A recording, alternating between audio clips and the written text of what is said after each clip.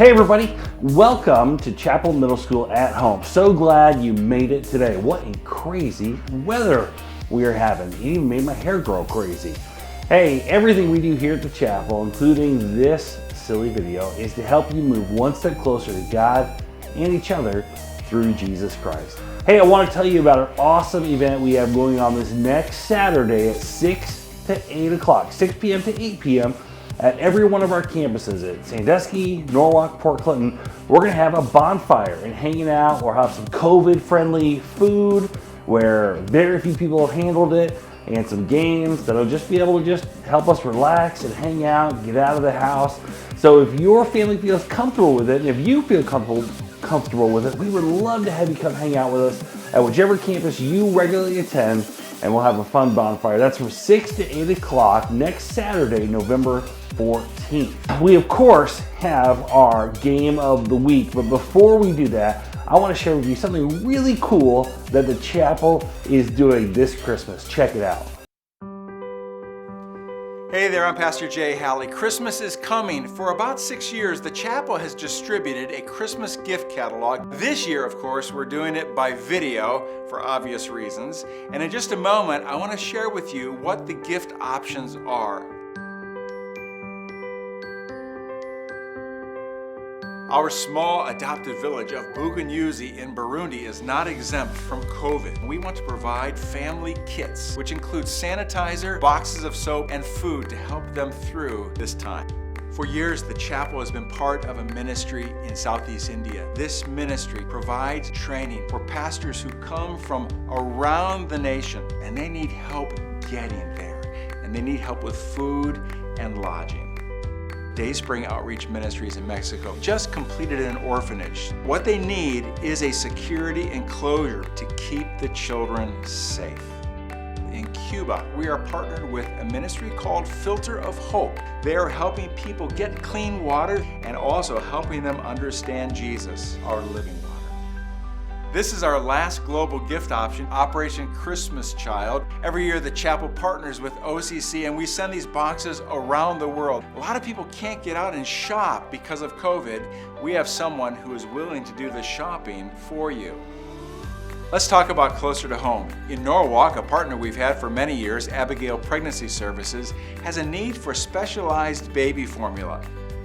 Over in Port Clinton, Lighthouse Sober Living provides some shelter for those who are recovering. We want to help provide shelter for one night and for some food. Recently, several of us were at the Nehemiah Center in downtown Sandusky watching the kids engaged in this beautiful after-school program. One of the obvious needs is school supplies, and we want to help. One of my favorite quotes is, "Just because you can't do everything doesn't mean you can't do something." What is your something? Just go to the website mentioned here and you'll find everything you need to know, including how to give on behalf of someone. Thank you for watching, and thank you for sending joy to the world.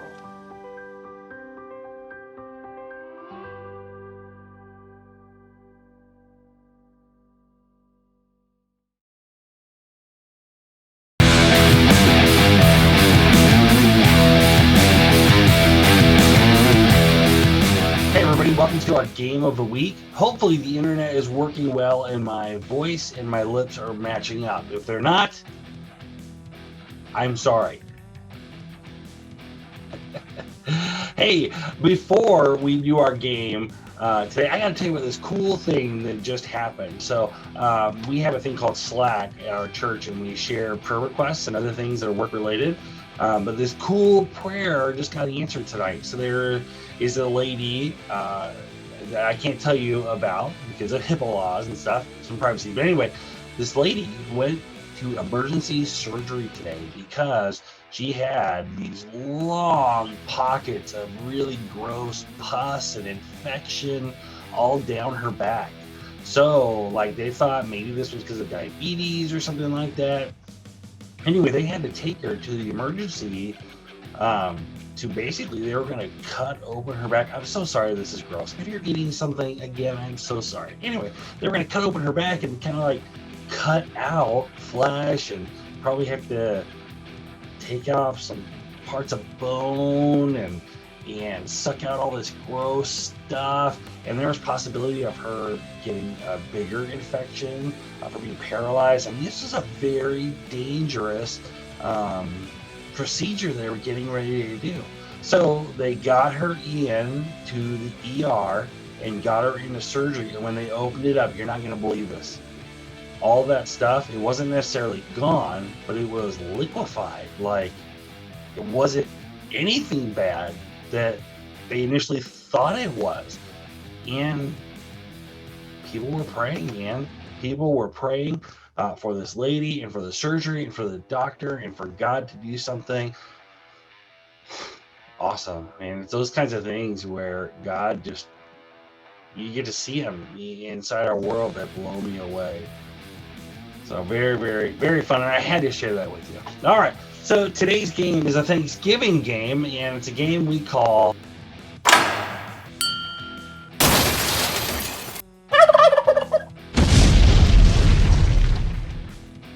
So, you know, Thanksgiving's coming up, and people love to deep fry turkey. And I'm telling you, some deep fried turkey is really, really good. I don't think there's much deep fried that's not good. But anyway, it's very, very, very good.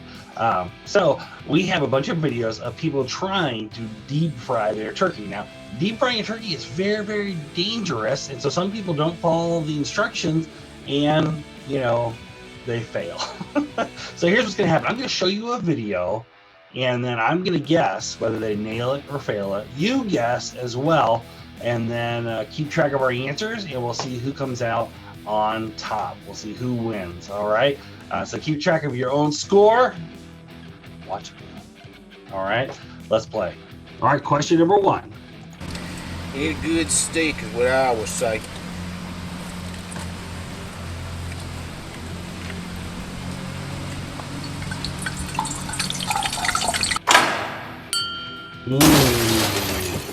What do you what do you think? I'm gonna say he nails it, that he goes good. He goes really good.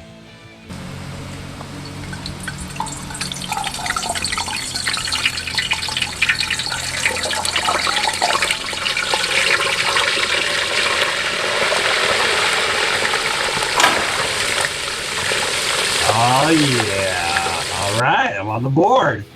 Nice job. All right, number two. But Dad, I can see what you're doing. Just real slow.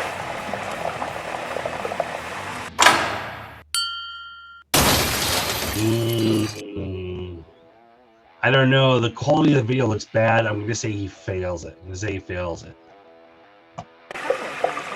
Dad, I can see what you're doing. Just real slow. Oh no!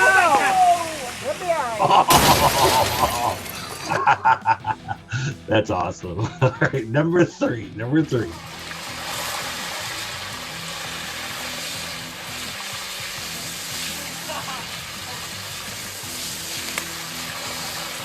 Watch your feet.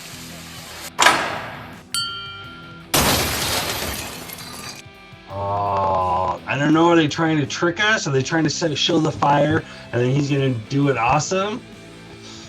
I'm going to say he nailed it because I think they're going to try to trick us. And he has bare feet. Like, you would only do this if you knew what you were doing. Let's see. Watch your feet.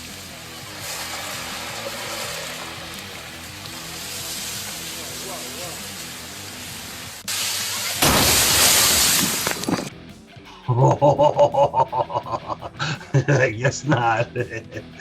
All right, I am one. That was the third one. All right, so I'm 2 for 3. Oh yeah. Turn that down. Here we go.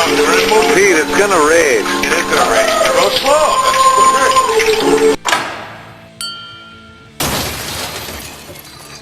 I'm picking up that going slow is the trick.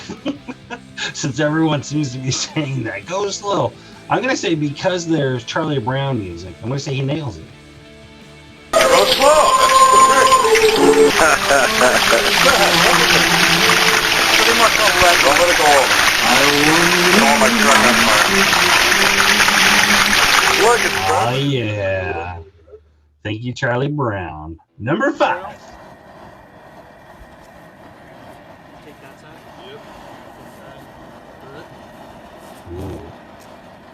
Using a broom. That doesn't look good.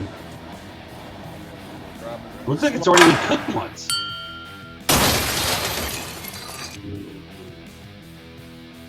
It seems sketchy. I'm gonna say they nailed it. Slow. Yep. Real slow.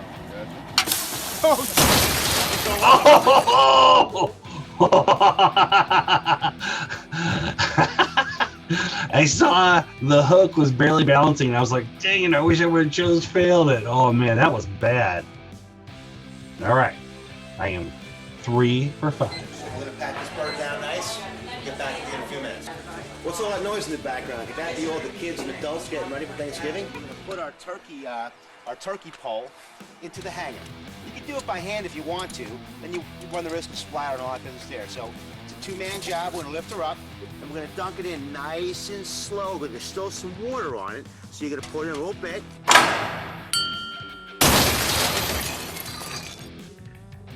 Okay, well, first of all, he's done this before. So, and he already knows to go slow, so I bet he nails it. Job. We're gonna lift her up, and we're gonna dunk it in nice and slow, but there's still some water on it, so you're gonna pour it in a little bit and feel it out as it goes in. Nice and slow. Viv, back yourself up a little bit there. Now you see it starts bubbling. If the bubbling starts coming up too much, you pull it out. But we're good.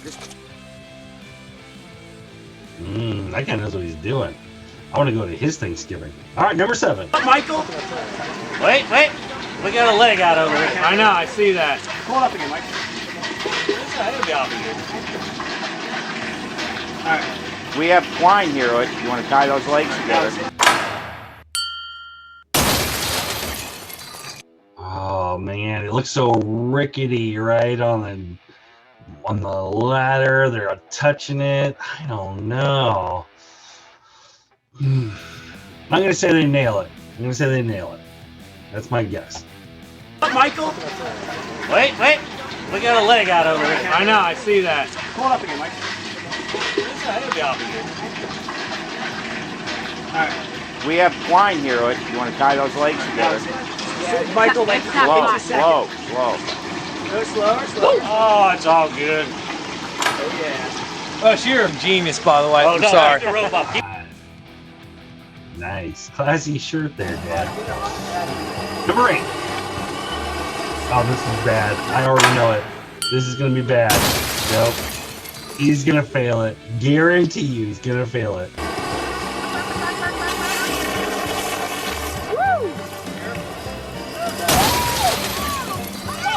Oh yeah. I could see that one coming a mile a minute. I didn't give you a chance to guess, did I? Sorry about that. All right, I'll go a little slower this time. Time Number 9. stamp. Today is Thanksgiving 2013.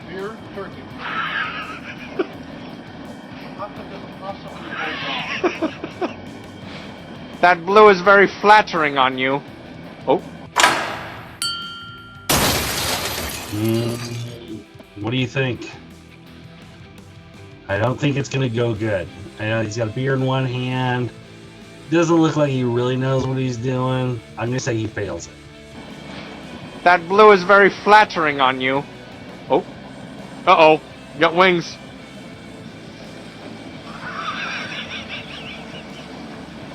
Insertion complete. Oh! Oh, we got fire. We got lots of fire. Oh! Turn the gas off. Oh! It almost had me. All right, number 9. I don't remember my scores. I think I only missed 2 though. And all right, number so 10. He's gonna put it in his homemade fryer over there, and we'll see how it goes. I didn't think it was a good idea. I wanted to stay inside.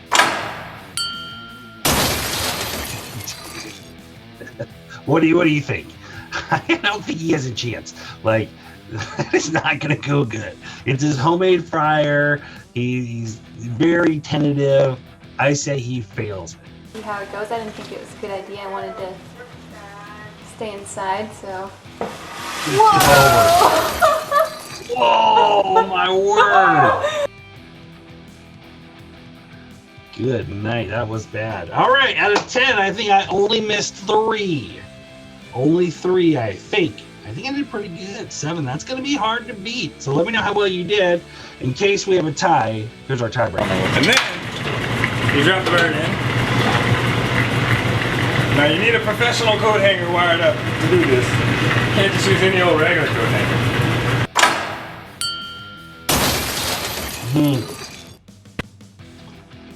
Well, what do you think? It looks awesome. Looks like it's going to be fine. I think something's going to slip, and I think it's going to be a big mess and a lot of fire. Let's see. You can't just use any old regular coat hanger.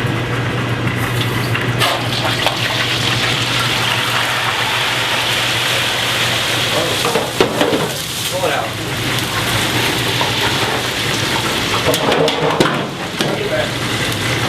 Okay. Yeah.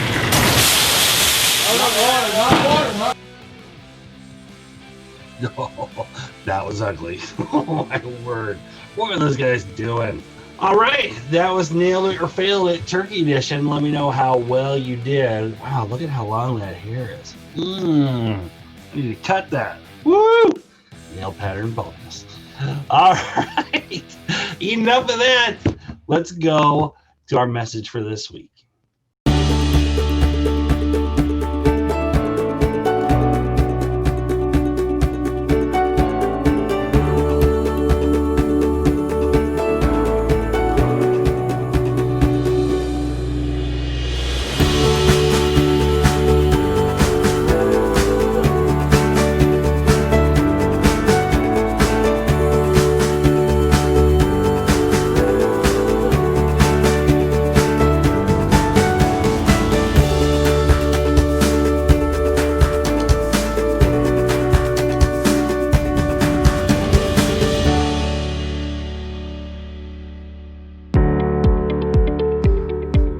Woo!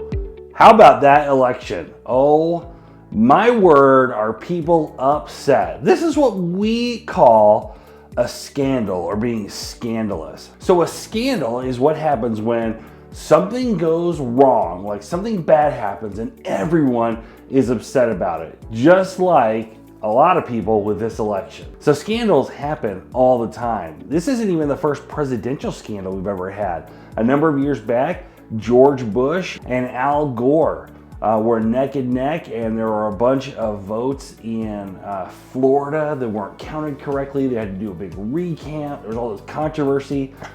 It was a scandal. A lot of sports scandals happened. When I was a kid, a big sports scandal was Evander Holyfield and Mike Tyson, because they were in a boxing match and Mike Tyson bit Evander's ear off. That was crazy, totally scandalous. Or like last year's World Series, not this last year when those loser Dodgers won, but the year before that when the loser Astros won. They actually won the whole thing, but they did it through cheating. It was this huge scandal that they were tipping off pitches by, like when they knew a pitch was coming, they would hit a trash can and the batter would hear the trash can, he would know what the hit is, what the pitch is coming, and then he'd... This ball's crushed to left. That's how they won. Huge scandal. I'm sure you've heard of Hollywood scandals, right? All the time. Like one of them is there's this movie, I won't tell you what it is, but it was a horror movie, and like 3 people died while making the movie. All this scandal. And of course, probably the scandal we're all mostly concerned about is this rumor that Popeye's fried chicken has better chicken sandwiches than Chick-fil-A. That's scandalous. So let's talk about the World Series champion Astros, right? Let's talk, what do you think it was like to be a player on that team? Like, do you think they wondered about what people thought about them or what people said about behind their back? Like, oh, he's on the Astros. Man, they didn't deserve to win. I can't believe they cheated. You know, what do you think their friends and family thought about them? Like, certainly our friend didn't cheat or our family member didn't cheat, but was he okay with the cheating? Right, to always know about that. And of course, if you were a fan of the other team, you'd be frustrated any time you saw them, right? You would hate to see them be like, oh my word. Well, today I want to tell you about another team of cheetahs that weren't professional baseball players. They were tax collectors. These guys were just as dirty as those cheating Astros. All right, so the Jewish people during the time of Jesus, their town was, how do you say, they were enforced. The police at that time, the government at that time were people that were Romans. And so in order to be protected from the Romans themselves, and also to protect them from other people coming, they had to pay Rome, they had to pay them to protect them. And so what happened is that Rome would hire people to collect money for them, called taxes, that people would have to pay, and that person would pay Rome. Now here was the thing, the way they were in on this, why it was a good job to have, is the people of Rome basically said, hey, we need you to collect this money from these people, and you can charge them whatever you want as long as you pay us what's ours, and you can keep the rest. So think about it like this. If you were a Girl Scout and you knew that cookies sold for $5 a box, but they're like, you can sell them for whatever. And so you decided to sell them for $6 a box, right? Every box you sold would be another $1 in your pocket. Or if you knew someone was really rich and they wanted to buy a bunch of them, you'd be like, yeah, the price went up this year. It's $10 a box, right? They're like, oh, no problem.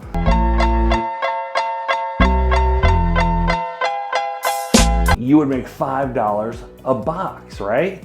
And let's say, for example, let's say you were saving up money for an iPhone or something like that. And there was this big sale and you needed to get money to buy this phone before it went out. Well, soon you wouldn't really care if people were rich or not because you knew you had to get a certain amount of money off of people, right? If you found out they were doing that, I don't know if you would really want to buy their cookies. Well, in Jesus' time, these people weren't Girl Scouts, they were tax collectors. And people knew, they caught on to what their deal was.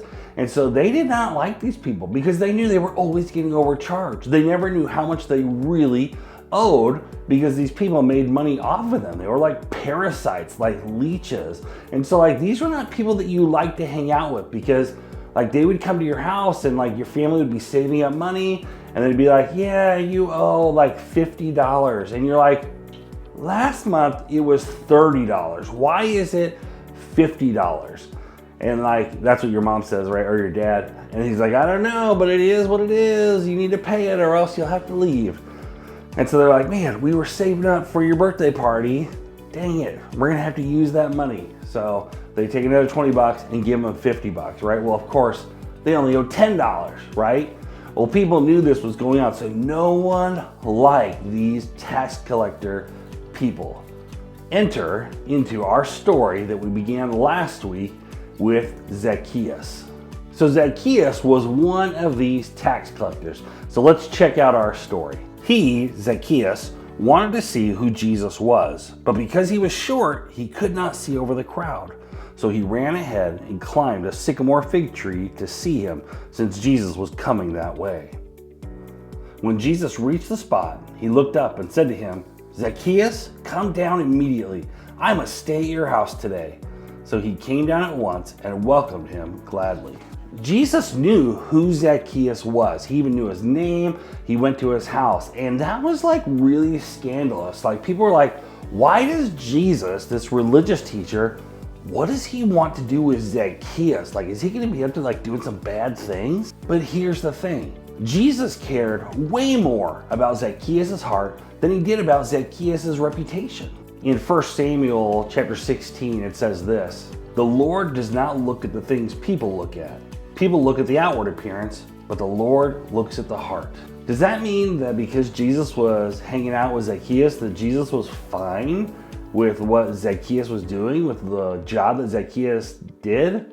Well, no way, right? Because Jesus is always about righteousness. He's always about justice. He's always about doing the right thing. But the thing is, we're all guilty. Zacchaeus' thing was, overcharging for taxes and taking money from people that they didn't owe. But when it comes to our lives, none of us are perfect, right? We have all messed up. We've all done things that we shouldn't have. In the book of Romans, Paul says that there is no one righteous, not even one. But here's the key. Jesus sees more than anyone else sees. He knows our hearts. He knows what matters to us. He looks past the assumptions, the opinions, the reputations, the ideas that people have formed about us. You see, Jesus knows us in a personal way. He knows what we are like deep down. And because of that, he cares about us and he cares about what matters to us. For Zacchaeus, it mattered to Zacchaeus that he got to meet Jesus. And so because Jesus loved Zacchaeus and knew that that mattered to him, Jesus made it happen. Just like I care about the things that my kids care about because I love them. And just like that, just like me with my kids, just like Jesus was Zacchaeus, he cares about you and the things that matter to you. And that's our big idea today. It's personal because Jesus knows what matters to us. He knows what matters to us, right? Our relationship with God is personal because he's not this God that's far off and away and never enters into our world. No, he knows us and he knows what matters to us. So what does that mean for us today? Like, where do you go from there? Why is that such a big deal? Well, I think for a couple of reasons. First, share with Jesus what matters to you because you matter to him. Take time to spend time with God, whether that's journaling or walking or just talking out loud or finding a quiet place to sit and listen to God and tell him the things that matter to you. You are his kid. Like if my son or my sons or my daughters, one of them came up to me and said, "Hey Dad, could I just hang out with you for a bit and just tell you kind of the things that matter to me?" Like that would be so special to me. I would love that. I'd be like, yes, can we do it after the 49er game? No, I totally would not say that. I wouldn't say that because I have NFL Rewind and I can watch the game later. No, I would love that, right? I would love that. I would totally be like, wow, yes, let's go somewhere and let's talk about this. Tell me about the things that matter to you. And that's how Jesus feels about you. That's how God feels about you. The Holy Spirit, they love you and they want to know what matters to you. The second thing I would say to you is this: make it personal with others. Get to know other people and what matters to them. I'll tell you, if you want to have the most friends and the best good friends, man, listen to them. Ask them about what matters to them. Like over, lunch, online, Instagram, or over the phone, or over through text, and just say, hey, I was wondering, what are the things that matter to you? And give them an opportunity and just listen and just be a great friend and care about them. And I'll tell you, if you have friends like that would do that, you would love that. Well, your friends would love that too. They would be like, that would be so special to them that someone cared to know what matters to them. Our relationship with God is personal because Jesus cares about what matters to us. And a great place to do that is in small groups. That's why being a part of small groups is so important. You need to be in a place where people care about you, where you feel like you matter and that people care about the things that matter to you. And the only place to get that is in relationships with other people. And so that's why we love getting together and sharing about the message and learning more about the things that matter to you. So when you're in a small group, take time to listen to other people and find out what matters to them and share the things that matter to you. And hopefully you guys can really develop some awesome relationships. Well, this morning, as we go to small groups, I want you to be thinking about this question. What's one thing that matters to me? What's one thing that matters to me? Ken, that was amazing. That was the best message you've ever given. Oh, that was so good. I'm gonna go listen to it again. Oh man. You guys have a great week and we'll see you. We'd love to see you on campus at one of our campuses at 10:15 next Sunday. And other than that, have a great week getting ready for Thanksgiving. Can't wait.